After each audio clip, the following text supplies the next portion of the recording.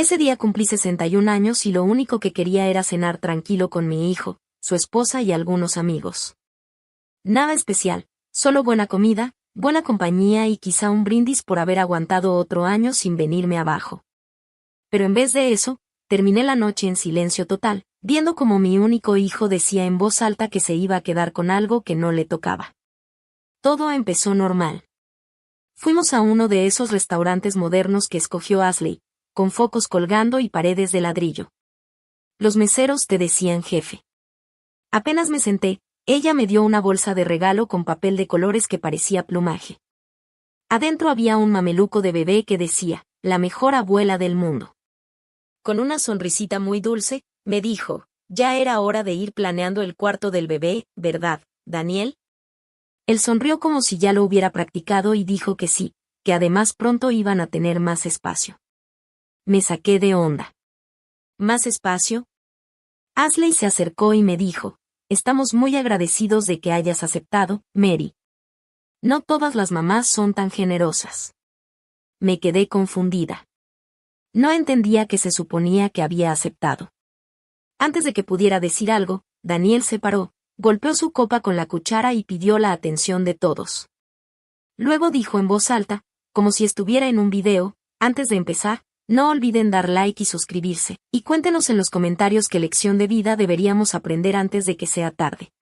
Todos rieron, y luego dijo, esta noche no solo celebramos el cumple de mi increíble mamá. También celebramos un gran cambio para la familia. Ashley sacó su celular y empezó a grabar. Nos vamos a mudar al depa de mi mamá, dijo Daniel, feliz. Tiene todo el sentido. Ella ya no necesita tanto espacio y nosotros vamos a tener un bebé. Es un gran regalo, de verdad. Muy generoso.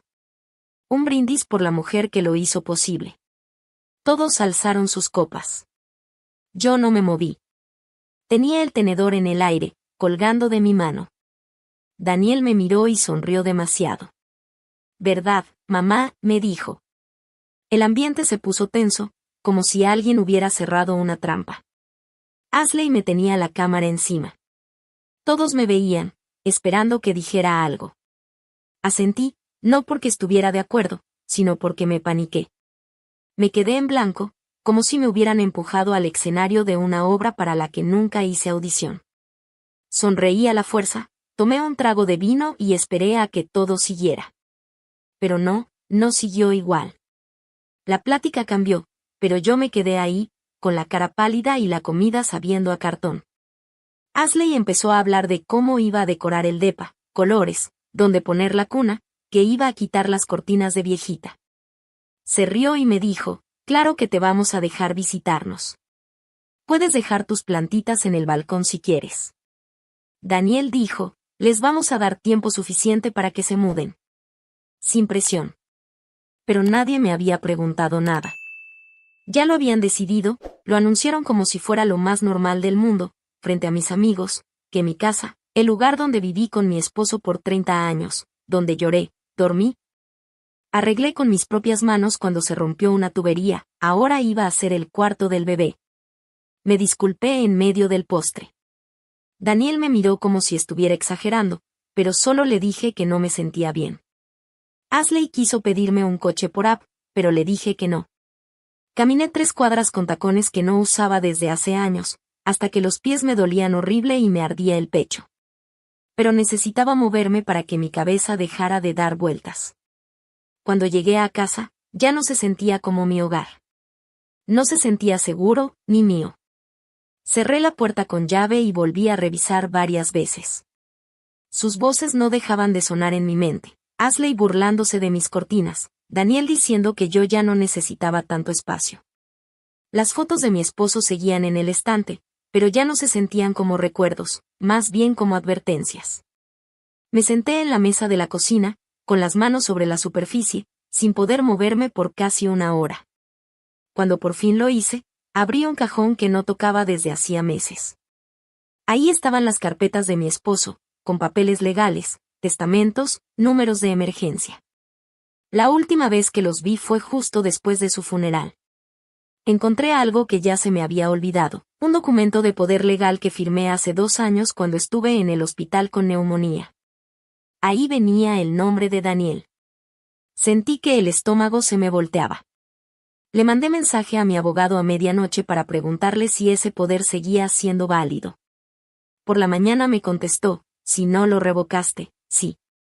Necesitamos hablar. Y ahí me cayó el 20. Daniel no estaba suponiendo nada. No estaba preguntando. Estaba llevando a cabo un plan. Esa noche no dormí nada. Me pasé horas viendo su cara mientras daba el anuncio y brindaba. La forma en que me miró, no fue con cariño ni con duda. Fue como si yo fuera un cheque que estaba cobrando. Me senté en el sillón, bien envuelta en mi bata, viendo al vacío, mientras en mi cabeza seguía sonando la voz de Ashley. Estamos muy agradecidos de que hayas aceptado. Pero yo nunca acepté. No lo dije con palabras, ni con la mirada, pero tampoco lo detuve. Dejé que la escena siguiera. Ese fue mi error. Y ahora ya se estaba saliendo de control. En la mañana, cuando revisé el celular, Ashley ya había subido un video en cámara lenta, una toma panorámica. Subieron un video de mi sala con música acústica suave, diciendo que este era el inicio de un nuevo capítulo para la familia. Se despedían de la casa de la abuela y le daban la bienvenida a nuestro nuevo hogar. Ahí estaba mi sillón, mis repisas, mi ventana con las cortinas de encaje. Había 37 comentarios. Todos diciendo cosas como, qué bonito detalle, seguro está muy feliz, qué orgullosa debe estar. Seguí bajando hasta que sentí que ya no podía ni respirar. Daniel ya me había mandado por correo un plan de transición, con una lista de cosas que querían sacar antes de que terminara el mes, fechas sugeridas para la mudanza. Y hasta un enlace a un tablero de Pinterest que se llamaba Estética Neutra para el cuarto del bebé. Había fotos donde mi recámara se veía convertida en un espacio con cuna y una mecedora. Yo ni siquiera había dicho nada desde la cena. No dije que sí, pero ellos ya actuaban como si sí. Llamé a mi abogada antes de las 9 de la mañana. Apenas mencioné el nombre de Daniel y el poder legal viejo, su tono cambió. Me dijo, tienes que venir hoy mismo. Me vestí como si fuera a dar batalla, pantalones bien planchados, camisa con cuello, zapatos que hacían ruido al pisar. Me llevé todas las carpetas, escrituras y papeles viejos que encontré. Ella los revisó en silencio, con la boca apretada. Nunca cancelaste este documento, Mary, me dijo. Técnicamente, él tiene permiso de tomar ciertas decisiones por ti si te consideran médicamente incapaz. Pero no lo soy, le dije. Correcto.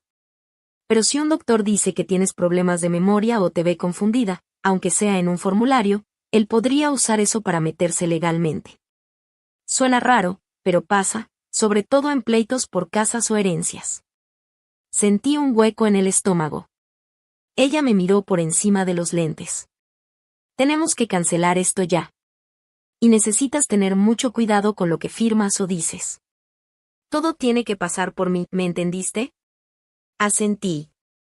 Ni siquiera confiaba en mi voz. Cuando regresé a casa en la tarde, mi llave no entraba en la cerradura. Me paniqué, estuve ahí como 2 minutos moviéndola y sudando frío, hasta que me di cuenta de que solo estaba dura por el frío. Me sentí tonta, pero por un segundo pensé que tal vez ya me habían cambiado las chapas. Esa noche no cociné, no limpié. Me senté en la mesa de la cocina y empecé a hacer una lista. Todo lo que le había pagado a Daniel desde que era adulto. Le ayudé con su universidad cuando perdió la beca. Pagué flores y la mitad del banquete en su boda. Le presté dinero para el tratamiento de fertilidad hace 2 años, uno que nunca hicieron. Ni siquiera lo intentaron. Solo dijeron la palabra bebé porque sabían que eso me iba a ablandar. Y ahora esto. Fui a mi cuarto, abrí el closet y saqué unos álbumes viejos que tenía en la parte de arriba. Empecé a ver las fotos. Daniel con su uniforme de béisbol cuando era niño. Ashley en la fiesta de compromiso con esa sonrisa perfecta.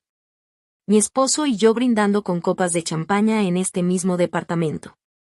Cerré el álbum. Luego tomé mi celular y le mandé un mensaje de texto a Daniel. Solo decía una cosa. Necesitamos hablar, y no por anuncios ni tableros de Pinterest. Pasaron 4 horas sin respuesta.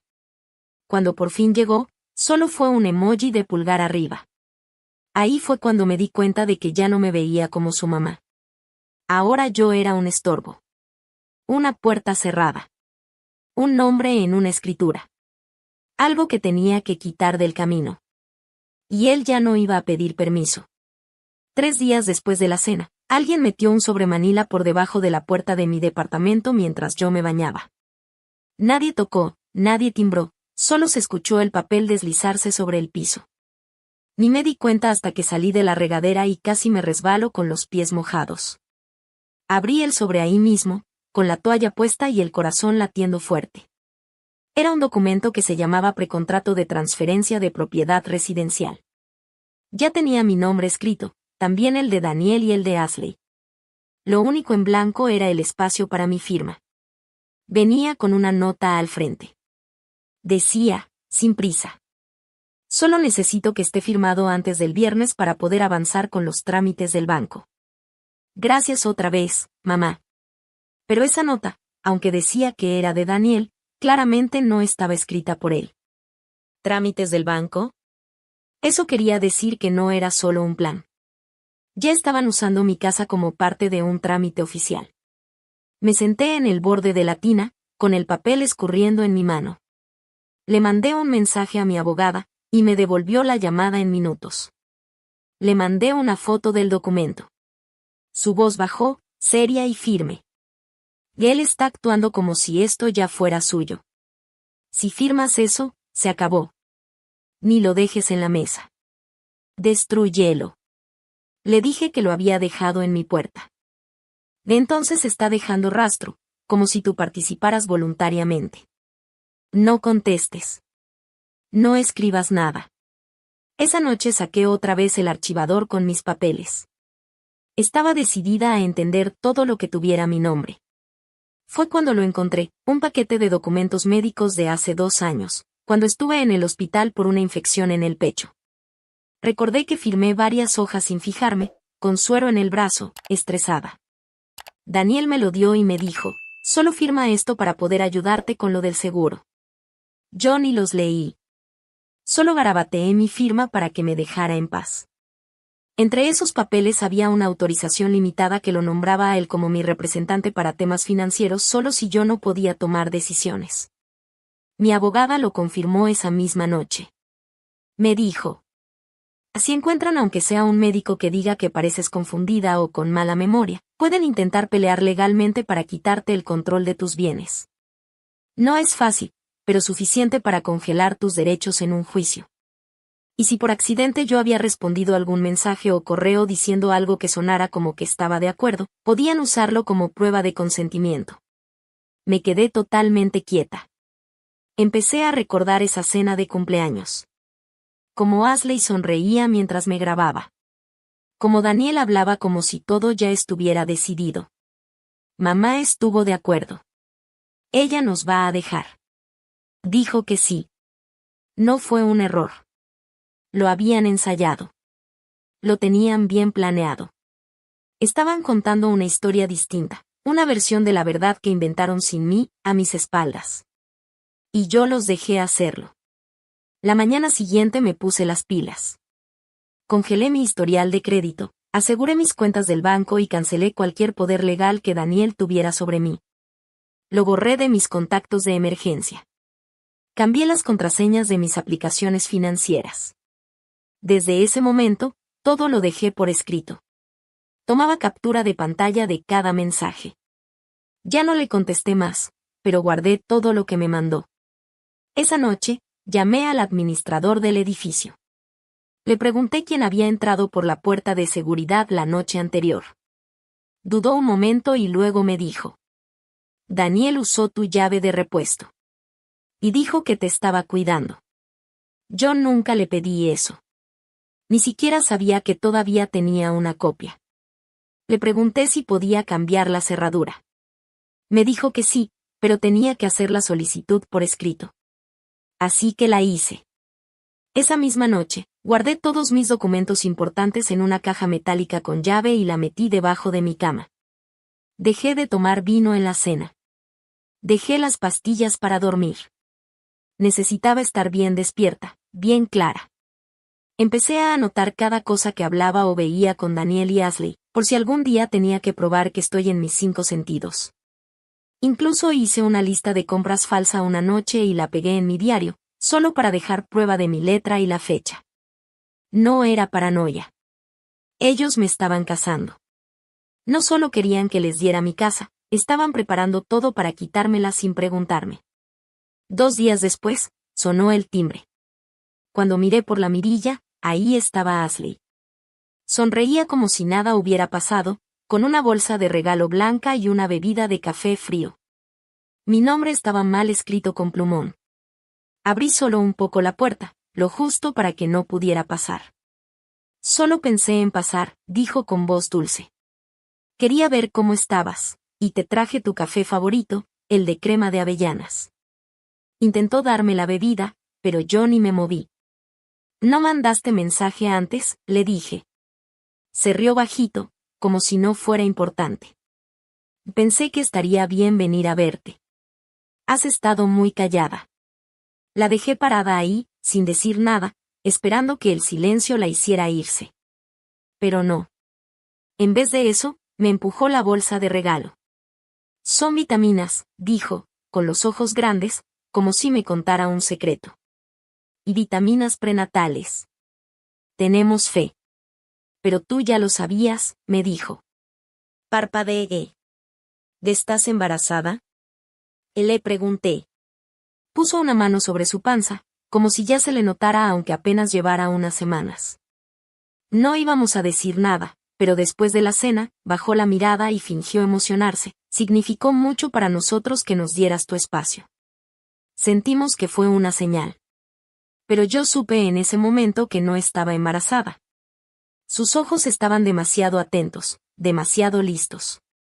Y más tarde, cuando entró al departamento después de que me hice a un lado un segundo, dejó su bolso en la entrada y fue directo a la cocina. Abrió el refri, sacó un agua mineral y se la tomó sin ni siquiera ver la etiqueta. Nadie que está recién embarazada toma refrescos o cafeína sin pensarlo. No dije nada. Solo la observé. Empezó a caminar por mi casa como si ya fuera suya, diciendo dónde pondría la cuna, cómo pintaría las paredes, que podría tirar el closet del pasillo para abrir más espacio. Yo me quedé parada, como congelada, en un rincón de la sala, escuchándola hablar de mi casa como si fuera un proyecto que estaba por vender. Esta estantería, dijo. Tocando la parte de arriba con los dedos, podríamos donarla, ¿no? Ya se ve viejita. Mi esposo la hizo con sus propias manos hace 31 años. No le respondí. Siguió abriendo cajones, mirando la lavandería, comentando que muebles valía la pena conservar. La seguí en silencio por el pasillo. Probablemente deberíamos convertir este cuarto en el cuarto del bebé lo antes posible, dijo señalando mi cuarto de costura. Ya sabes, antes de que te canses de subir escaleras. Los bebés necesitan un lugar tranquilo, no con tantas cosas por todos lados. Y ahí fue cuando algo dentro de mí tronó. Pero no grité. Solo le pregunté. Ashley, ¿cuándo te dijo el doctor que sí estabas embarazada? Parpadeó muy rápido, se dio cuenta de que la había descubierto, y se rió nerviosa. Y es pronto, dijo. Muy pronto para pruebas. Ya. Así que, nada de ultrasonido, ni análisis de sangre. Nos vamos el lunes, dijo de pronto, como si eso lo explicara todo. Pero tú serás la primera en saberlo. Obviamente. Esa palabra me sonó como si me la hubiera aventado en la cara. Vi cómo regresaba a la sala con su agua y revisaba su celular, mientras su bolsa seguía abierta sobre la barra de la cocina. Vi que dentro traía una carpeta amarilla. Esperé a que entrara al baño.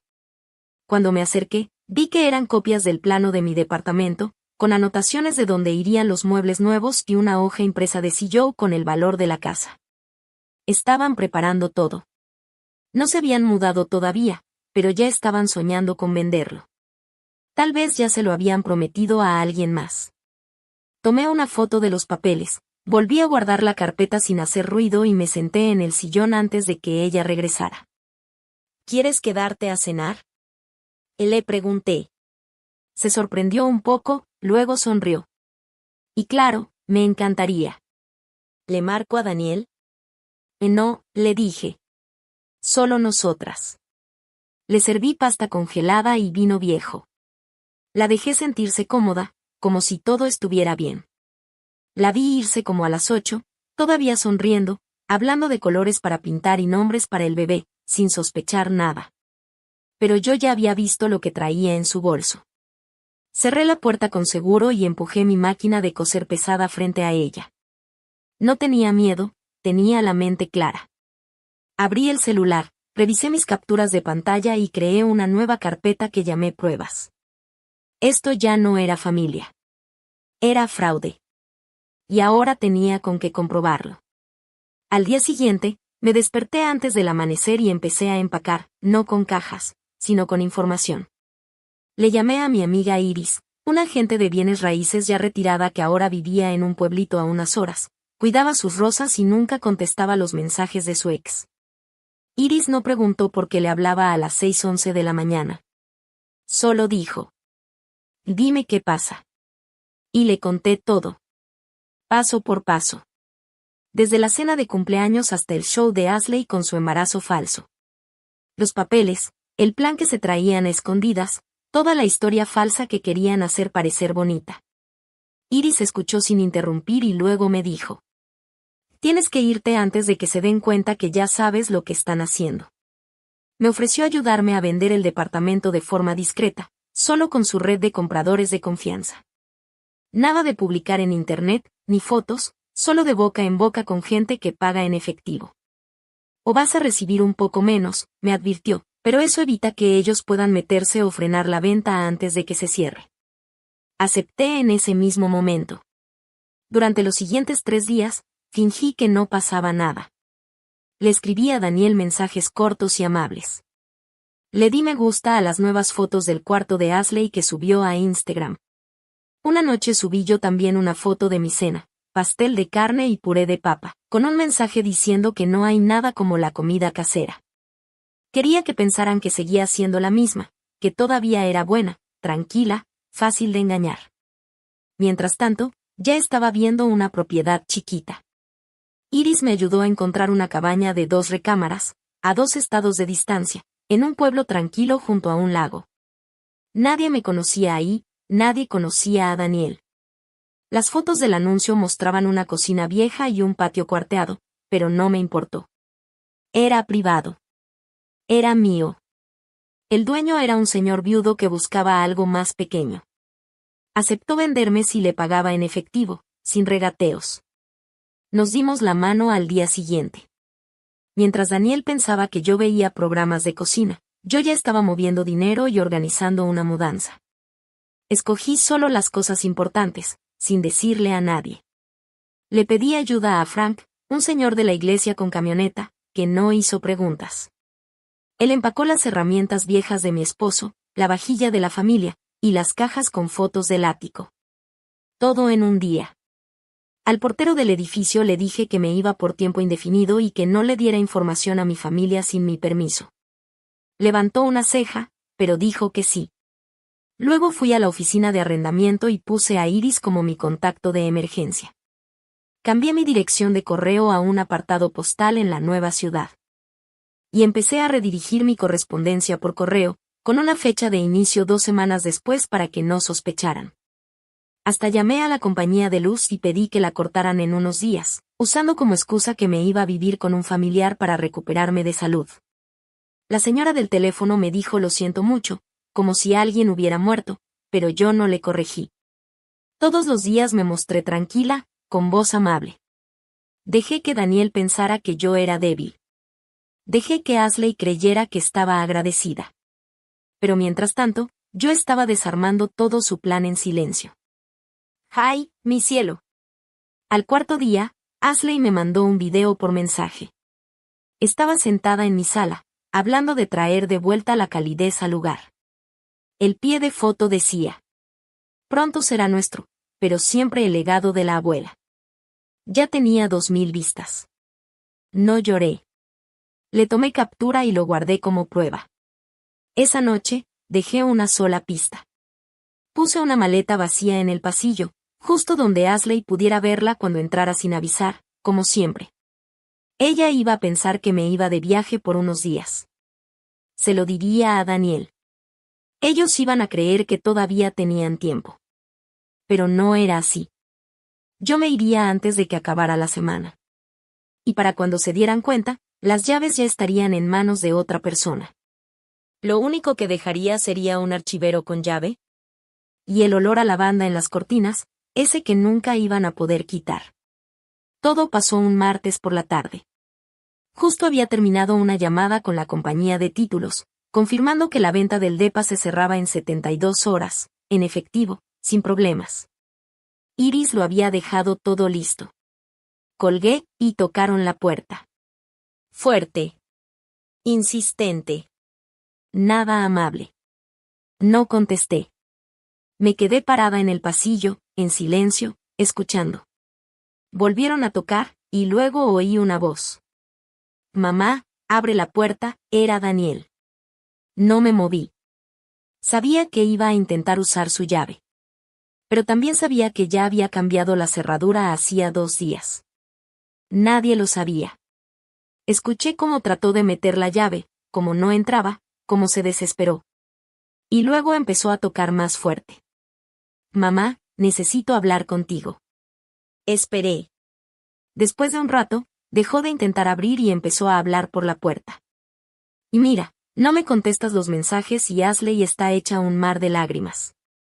Necesitamos saber qué está pasando. No respondí. Me recargué en la pared, con los brazos cruzados. Nos enteramos de lo del agente de bienes raíces, dijo. Iris le habló a alguien que conocemos. Estás vendiendo la casa. ¿Es en serio? Silencio. Estás saboteando a tu propia familia. ¿Sabes lo que eso significa? Más silencio. Su voz bajó, como si estuviera dolido, como si creyera que yo estaba justo detrás escuchándolo.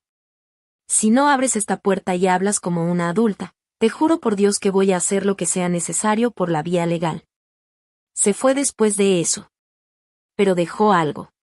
Un sobremetido por debajo de la puerta. Casi igualito al que me habían dejado antes. Dentro venía una hoja impresa, formal, con letra de máquina. Era una solicitud para revisar si yo podía seguir viviendo ahí, firmada por un asistente legal de un despacho que no conocía. Tenía una parte resaltada que decía: pendiente de posible solicitud de tutela médica. Tomé el papel y lo dejé sobre la mesa. Luego me senté. Y llamé a mi abogada. Contestó antes del segundo timbrazo. Le leí la frase en voz alta. Ella suspiró y me dijo: están subiendo el tono.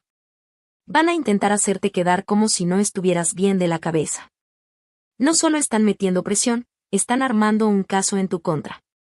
Esa noche, me senté en la mesa de la cocina con mi caja fuerte abierta. Saqué todos mis papeles importantes y me puse a organizarlos. Copié archivos, grabé un video donde explico mis decisiones financieras, con fechas y horas. Lo mandé por correo a una carpeta segura que mi abogada podía revisar. También le adjunté una lista con cada movimiento que hice. Cada captura de pantalla, cada mensaje. Expliqué todo clarito, sin titubear, con los datos bien puestos. Mostré el contrato de compra del departamento. La oferta de la cabaña, el reporte de inspección. Estaba cansada, pero todo tenía que estar perfecto. No solo estaba protegiendo mis cosas. También estaba cuidando mi mente. Porque el día que alguien dice que estás perdiendo la memoria, la gente ya no te cree, aunque sí te acuerdes de todo. Al día siguiente, Ashley llegó sola. Ni tocó el timbre. Se paró en el pasillo y empezó a gritar tan fuerte que los vecinos se asomaron por sus ventanas. Te estamos intentando formar una familia y tú eres una cruel. Y gritaba. Tú dijiste que aquí íbamos a tener un hogar. Dijiste que éramos bienvenidos. Tenía el celular en la mano y vi que la lucecita roja estaba prendida. Estaba grabando. Abrí la puerta apenas tantito, para que se viera que yo estaba ahí. Pero no lo suficiente como para que se oyera bien lo que decía. Solo le dije una palabra. Vete. Y su celular lo captó, ella llorando y yo con cara seria. Esa misma noche subió un video a sus redes que tituló: Cuando tu propia familia te traiciona, un embarazo sin hogar. Le puso música triste, transiciones dramáticas. Y en pocas horas ya tenía más de 4,000 me gusta. La gente comentaba cosas como: ¿cómo puede una madre hacer eso? ¡Qué asco! Típico de una señora egoísta de la generación boomer. No merece tener nietos. Hice captura de pantalla de todo. Guardé cada publicación. Y se lo mandé todo a mi abogada. Al día siguiente, Daniel me mandó un mensaje con una sola frase. Si quieres evitar problemas legales, firma el documento adjunto y nos olvidamos de todo esto. Era un PDF, un contrato para transferir la escritura del departamento. Ashley ya lo había firmado. Daniel también. Solo faltaba mi firma. Lo reenvié sin abrirlo. Y por primera vez en días, le respondí a Daniel. Te atenderán en una semana. No me vuelvas a buscar. Después de eso apagué mi celular. Al atardecer ya tenía todo listo, mis maletas hechas, las llaves preparadas y una notita para los nuevos dueños. Todo aquí es suyo ahora, menos el silencio, ese me lo llevo yo. Salí a las 4:35 de la mañana, justo antes de que el cielo empezara a aclarar. Las calles estaban tranquilas, y lo único que se escuchaba era el sonido de mi maleta rodando sobre el pavimento viejo, afuera del departamento donde viví 32 años. No volteé para atrás. Iris me esperaba 2 pueblos más allá, con un café calientito y una sonrisa que decía más que cualquier palabra. La cabañita estaba a unas 4 horas, escondida junto a un lago, rodeada de árboles y puro silencio. Y cuando llegué, no abrí las maletas enseguida. Me quedé parada en la cocina vacía. Y solté un suspiro tan largo, que sentí como si hubiera aguantado la respiración por meses. No toqué el celular. Sabía lo que iba a encontrar, y no me equivoqué. Cuando por fin lo encendí, 3 días después. Había 37 llamadas perdidas, 19 mensajes de voz y más de 60 mensajes de texto. Casi todos eran de Daniel, algunos de Ashley y varios de números desconocidos. Pero lo que me dio más coraje fueron los mensajes del grupo familiar. Primos, tías, amigos, hasta mi propia hermana, todos estaban metidos. Ashley les mandó el video donde la corrí. Y Daniel escribió un mensaje larguísimo diciendo que los había abandonado justo cuando su bebé iba a nacer. Que les había dado la espalda y me había ido como cobarde. La mentira del bebé seguía viva. Y lo peor, es que la gente les creyó. No respondí ningún mensaje, pero los leí todos. Y sentí como si me echaran agua helada. Gente a la que ayudé cuando no tenían para pagar la luz. A la que invité en Navidad. A la que abracé cuando perdieron a sus papás. Ahora me decían cosas como: ojalá recuperes la cabeza. La familia es lo primero. Me di cuenta de que Daniel no solo estaba cambiando la historia. Se estaba haciendo pasar por la víctima. Pero entonces pasó algo que no esperaba. Mi sobrina Melissa, la que nunca tragó a Ashley, me mandó un mensaje privado. Tía Mary, no me creo nada de esto. ¿Estás bien? Le contesté. Sí. Estoy bien y a salvo. Ella me mandó un emoji de corazón y escribió: llámame si algún día necesitas apoyo. No lloré. Pero lo sentí en el corazón. Esa lealtad calladita. Me recordó que no todos se dejaron engañar. Al día siguiente, mi abogada me llamó para confirmarme que la venta ya estaba cerrada. El dinero ya estaba en mi cuenta. Y la propiedad, legalmente, ya no era mía. Legalmente, el departamento ya no era mío ni de Daniel. Le pregunté qué pasaba con las amenazas de tutela. Me dijo: no se van a arriesgar a demandar ahora. Lo superaste en estrategia, y lo que cuentan en redes no va a funcionar en la corte, cuando mostremos el calendario real. Pero sí deberías actualizar tu testamento ya mismo. Yo ya lo había hecho semanas antes. Ahora todo estaba en un fideicomiso comunitario que ayudaba a mujeres mayores que empezaban de nuevo, la cabaña, mis ahorros, hasta la póliza de seguro de vida que tenía desde hace años. Daniel y Ashley no solo quedaron fuera, sino que tampoco podían impugnarlo legalmente. Esa noche le mandé la copia final a mi abogada por correo. Me serví un vaso de agua y me senté en el porche de la cabaña, viendo cómo el sol se ocultaba entre los árboles. Estaba tranquila, no sola, solo con la mente clara, abierta y en silencio. Mi celular vibró una última vez antes de apagarlo para dormir. Era Daniel. Sin saludos, ni disculpas. Solo dijo que si papá me viera ahora, se disgustaría. No contesté. No hacía falta. Sabía exactamente qué diría mi papá si estuviera vivo. Diría que debería haberlo hecho antes. Luego empezó todo. Llegó un paquete. Sin remitente, sin nota, solo una caja blanca delgada, sin nada más. La puerta principal de la cabaña estaba envuelta con papel de seda y cinta, como una ofrenda de paz. Dentro había una ecografía enmarcada y una tarjeta que decía: ¿podemos empezar de nuevo? A y D. La imagen parecía real a simple vista, pero ya la había visto antes. Ashley había publicado esa misma ecografía meses atrás, de una app de embarazo, como imagen de un tablero de visión. La habían impreso, enviado por correo y enmarcado. La dejé en la mesa de la cocina y no la volví a tocar. 2 días después llegó un correo. Asunto: cena. Mensaje: estaremos en tu zona este fin de semana. Hablemos. Sin presiones, solo familia. No contesté. El sábado por la noche, cerca de las 6:40, vi luces en el camino de grava. Justo cuando el sol se estaba poniendo entre las copas de los árboles, vi desde la ventana de la cocina como una camioneta plateada se estacionaba al pie del sendero. Salieron muy arreglados para una visita sorpresa.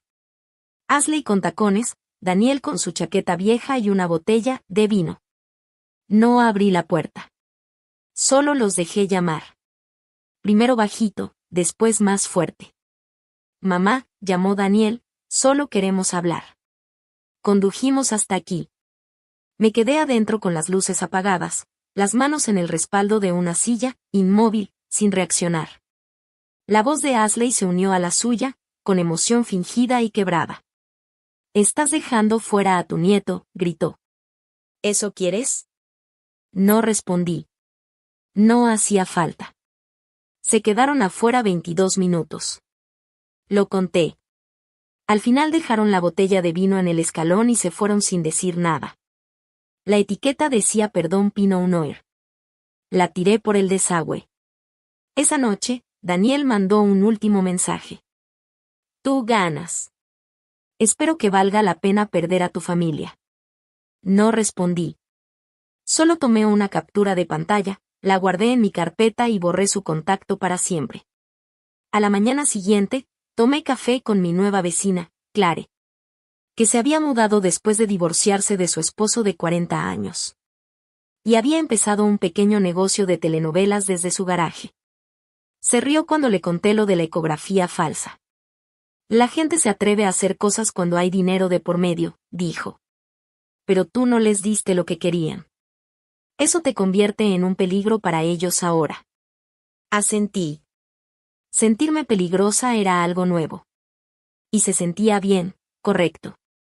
Esa semana compré un nuevo huerto, planté tomillo y menta. Y me uní a la cooperativa local. Cuando el teléfono volvió a sonar el viernes, era un número que no conocía. Dejé que cayera directo al buzón. Pero la curiosidad ganó y le di play. Era Ashley. «Hola Mary, soy yo. Sé que todo se complicó. Pero todavía queremos dejar una puerta abierta para el bebé, para el futuro. Por favor, llámame». Lo borré. La única puerta que importaba era la que nunca volverían a cruzar. No fue nada dramático, ni oficinas elegantes, ni familiares llorando. Solo una reunión tranquila con un café solo en el escritorio de mi abogada, una mañana nublada de jueves. La firma final, que ya sabía en el fondo de mi corazón. Daniel y Ashley quedaron oficialmente fuera de todo. Sin cláusulas para que pudieran volver, sin segundas oportunidades. Solo un documento que decía que todos mis bienes. Desde la cabaña hasta mis ahorros y hasta el marco plateado de mi mesita. Ahora eran para un fondo comunitario que hice a nombre de mi esposo. Para ayudar a mujeres mayores que escapan de abusos financieros o emocionales en sus familias. Mi abogada, Annette, me dio una copia impresa mientras revisaba cada página. Y ya está hecho, dijo. Si lo impugnan, van a perder. El papel está bien hecho y es irrompible. Asentí y tomé la carpeta, sintiendo su peso como si fuera una armadura. 2 días después, Melissa llamó.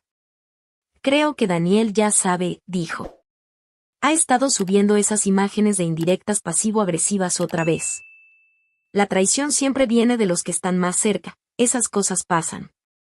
Ashley cambió su biografía en Instagram a solo familia elegida. Me reí por primera vez en semanas, fuerte y breve. Que siga citando, dije. Perdieron el derecho a usar mi nombre cuando intentaron robarlo. Una semana después. Recibí una carta de la Junta de la organización benéfica. Confirmando que la cuenta ya estaba abierta. Con el nombre de Fondo de Salida Silenciosa. Y que mi primer depósito ya estaba ahí. Leí los documentos 2 veces antes de guardarlos en el armario, junto a mis tés. Esa noche abrí una botella de agua con gas y me senté afuera. Mientras la brisa del lago soplaba. Viendo fotos del departamento que ya no era mío. Una familia nueva se había mudado. Jóvenes, sencillos, normales. Sin planes de guardería, sin dramas, solo sonrisas. En una sala limpia, sin filtros. Y al fondo, vi la vieja estantería que mi esposo construyó. Todavía estaba ahí. No la habían tirado. Le pusieron plantas. Fue como un cierre. Más tarde esa noche, sonó mi teléfono.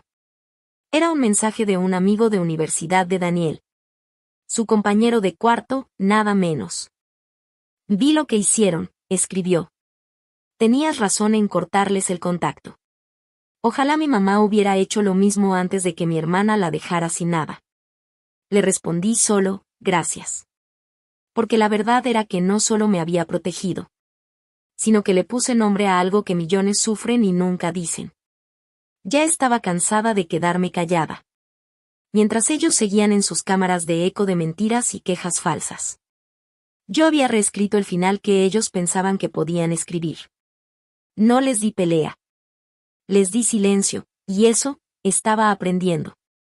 Era más fuerte que cualquier grito que pudieran hacer. 6 meses después. Estaba en el porche trasero de mi cabaña, descalza. Con las manos envueltas en una taza de té de menta caliente. De las que yo misma había plantado. Viendo una fila de pájaros que volaban en el cielo. Como una cuerda tirada sobre el lago. No había tenido noticias de Daniel ni de Ashley en más de 2 meses. Desde que salió la orden legal que les prohibía contactarme por herencia o cualquier asunto de la sucesión. No impugnaron el testamento. No lo intenté de nuevo. Creo que por fin entendieron que me había ido. No solo físicamente, sino por completo. Como si la versión de mí que ellos manipularon hubiera hecho las maletas y desaparecido para siempre. Ahora vivía diferente. Mañanas en el jardín, tardes como voluntaria en el centro comunitario. Noches aprendiendo ajedrez con Clare. Que juraba que tenía instinto asesino bajo tanta educación. Había hecho amigos de verdad. Que nunca preguntaban por dinero ni solo sonreían cuando necesitaban algo. La cabaña se había vuelto más que un refugio. Era un nuevo comienzo. Volví a cocinar. Reí a carcajadas. Dormí sin aferrarme al teléfono como si fuera un arma. El día antes de mi cumpleaños. Recibí una carta de Melissa con una foto de su hija recién nacida. Y una nota que solo decía. Si crece y es aunque sea la mitad de fuerte que tú. Algo habré hecho bien. La pegué en la nevera con un imán de girasol. Y lloré esas lágrimas silenciosas que no duelen. Las que limpian lo último de algo. Esa noche me senté a la mesa y entregué un cheque a un refugio que ayuda a mujeres mayores a salir del control financiero. Lo firmé y le puse las palabras, úsalo bien. Lo envié. Mientras el sol se escondía detrás de los árboles y la brisa movía suave las campanillas que colgué de un gancho viejo de pino, mi teléfono vibró otra vez, de un número que no conocía. Ni me moví. Ni siquiera lo vi. Lo apagué y lo guardé en un cajón. Ya no lo necesitaba, porque esta vida que había construido, sin público, sin actuar, sin que nadie aplaudiera por algo que ellos ayudaron a destruir, finalmente era mía. La cabaña estaba en silencio, y yo también.